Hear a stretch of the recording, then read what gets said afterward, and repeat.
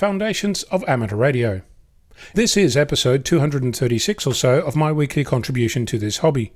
As you may have heard me say over the past few weeks, this is now available as a podcast which you can subscribe to. It's available at podcasts.itmaze.com.au, and you can also search for my call sign VK6FLAB on iTunes and find it there. I'm mentioning this because each podcast also contains a transcript which you can use to search the content. I've been doing this podcast since May 2011, and in that time I've covered many topics. I get wonderful feedback from you about each segment. Thank you. And I also get requests for content. Often new listeners ask me if I could talk about XYZ topic, and I'm finding more and more that in fact I have talked about such a topic. It's not to say that I won't revisit a topic if I have information to add. For example, I was in the process of researching baluns, got distracted by word use, and will revisit.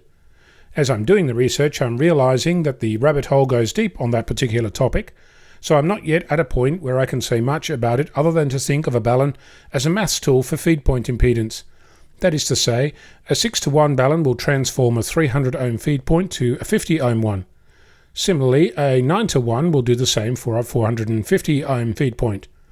All fine and dandy, but why would you need a 1:1 balun? Or what's the difference between a voltage balun and a current balun?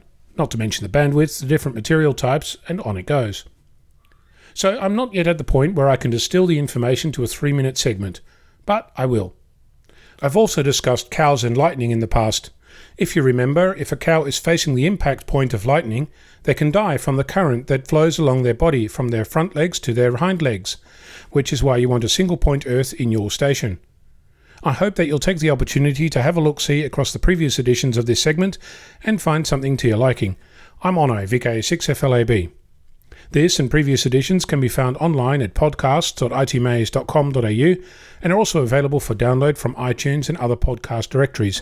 Just search for my call sign.